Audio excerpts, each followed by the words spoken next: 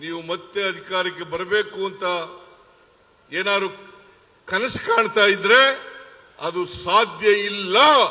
ಕರ್ನಾಟಕದಲ್ಲಿರ್ತಕ್ಕಂಥ ಕಾಂಗ್ರೆಸ್ ಸರ್ಕಾರ ಬಹಳ ಪ್ರಾಮಾಣಿಕವಾಗಿ ಅಭಿವೃದ್ಧಿ ಕೆಲಸಗಳನ್ನ ಮಾಡ್ತಾ ಇದೆ.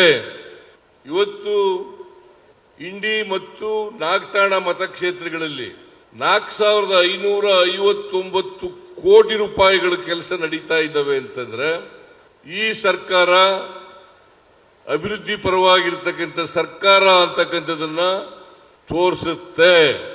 ಇದನ್ನ ನಾವು ಅರ್ಥ ಮಾಡ್ಕೋಬೇಕಾಗ್ತದೆ. ನಮ್ಮ ವಿರೋಧ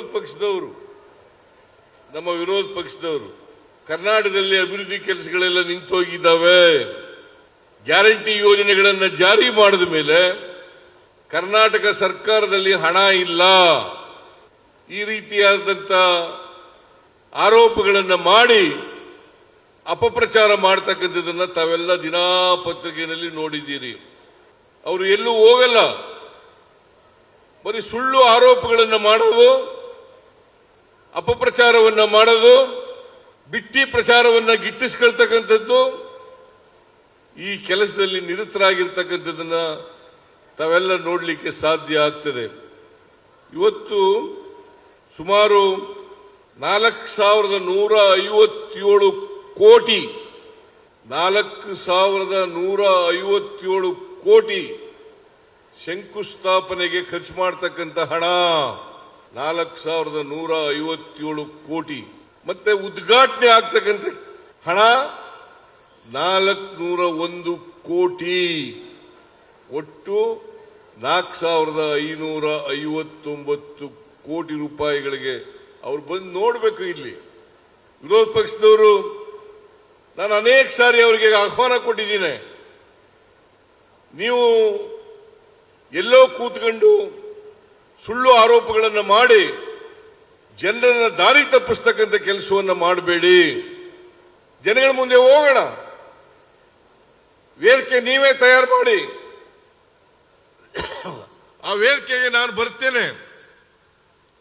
ಇಬ್ರು ಒಟ್ಟಿಗೆ ಒಂದೇ ವೇದಿಕೆಯಲ್ಲಿ ನಾವು ಕಳೆದ 2 ವರ್ಷಗಳಲ್ಲಿ ಏನ್ ಮಾಡಿದ್ದೀವಿ, ಹಿಂದೆ 5 ವರ್ಷಗಳಲ್ಲಿ ನಾವೇನ್ ಮಾಡಿದ್ದೀವಿ, ನೀವು 4 ವರ್ಷದಲ್ಲಿ ಏನ್ ಮಾಡಿದ್ರಿ ಅಂತಕ್ಕಂಥದನ್ನ ಜನರ ಮುಂದೆ ಇಡೋಣ. ಇದನ್ನ ಇಟ್ಟರೆ ಜನ ತೀರ್ಮಾನ ಮಾಡಲಿ. ನಾವು ಪ್ರಜಾಪ್ರಭುತ್ವದಲ್ಲಿ ನಂಬಿಕೆ ಇಟ್ಕೊಂಡಿರ್ತಕ್ಕಂಥವ್ರು, ಜನರ ಅಭಿಪ್ರಾಯಕ್ಕೆ ಮನ್ನಣೆ ಕೊಡ್ತಕ್ಕಂಥವ್ರು. ಜನರು ನಾವೇನೂ ಮಾಡಿಲ್ಲ ಅಂತ ಹೇಳಿದ್ರೆ ನಾವು ತಲೆಬಾಗಿ ಅದನ್ನು ಒಪ್ಕೊಳ್ಳಿಕ್ಕೆ ತಯಾರಾಗಿದ್ದೀವಿ.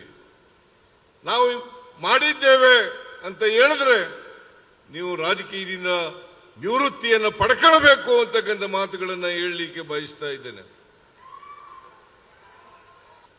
ಸುಮ್ಮನೆ ಕೂತ್ಕೊಂಡು ಪ್ರಚಾರಕ್ಕೋಸ್ಕರ ಸುಳ್ಳು ಆರೋಪಗಳನ್ನು ಮಾಡಿ